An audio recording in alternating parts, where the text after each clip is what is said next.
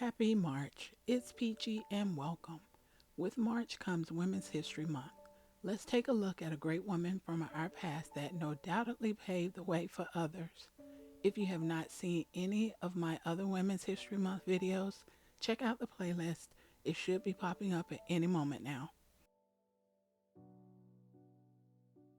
Fannie Lou Hamer rose from humble beginnings in the Mississippi Delta to become one of the most important, passionate, and powerful voices of the civil and voting rights movement as a leader in the efforts for greater economic opportunities for African Americans.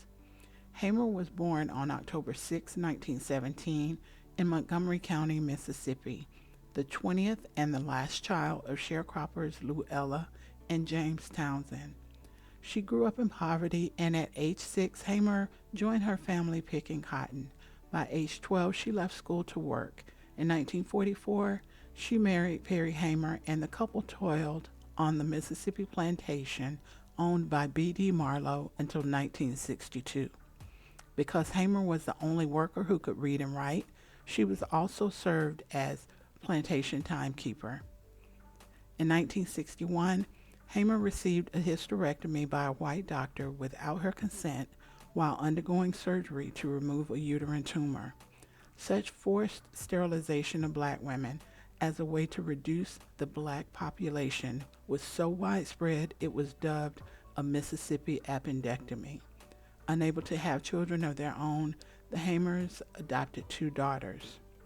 That summer, Hamer attended a meeting led by civil rights activist James Foreman of the Student Nonviolent Coordinating Committee, the SNCC, and James Bevel of the Southern Christian Leadership Conference, the SCLC. Hamer was incensed by efforts to deny blacks the right to vote. She became an SNCC organizer and on August 31, 1962, led 17 volunteers to register to vote at the Indianola, Mississippi courthouse. Denied the right to vote due to an unfair literacy test, the group was harassed on their way home. When police stopped their bus and fined them $100 for the trumped-up charge that the bus was too yellow. That night, Marlowe fired Hamer for her attempt to vote. Her husband was required to stay until the harvest. Marlowe confiscated much of their property. The Hamers moved to Ruleville, Mississippi in Sunflower County with very little.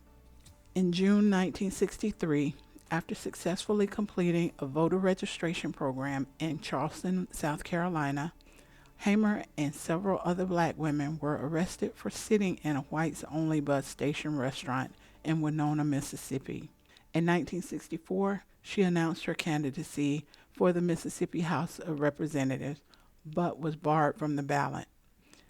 A year later, Hamer, Victoria Gray, and Annie Devine became the first black women to stand in the U.S. Congress when they unsuccessfully protested the Mississippi House election of 1964.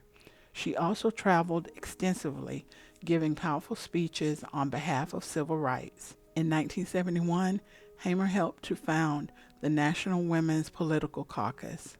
Frustrated by the political process, Hamer turned to economics as a strategy for greater racial equality. In 1968, she began a pig bank to provide free pigs for black farmers to breed, raise, and slaughter. A year later, she launched the Freedom Farm Cooperative, buying up land that blacks could own and farm collectively. With assistance of donors, including famed singer Harry Belafonte, she purchased 640 acres and launched a co-op store, boutique, and sewing enterprise. She single-handedly ensured that 200 units of low-income housing was built. Many still exist in Ruleville today. The FFC lasted until the mid-1970s. At its heyday, it was among the largest employers in Sunflower County. Extensive travel and fundraising took Hamer away from the day-to-day operations, as did her failing health, and the FFC hobbled along until folding. Not long after, in 1977, Hamer died of breast cancer at age 59. Pretty interesting, wasn't it? I hope you learned something new, and if it wasn't new, it reminded you of this woman's great contribution. Thank you for watching. I hope you have a wonderful morning, afternoon, or evening, whatever time you're watching this. Be safe out there. Bye for now.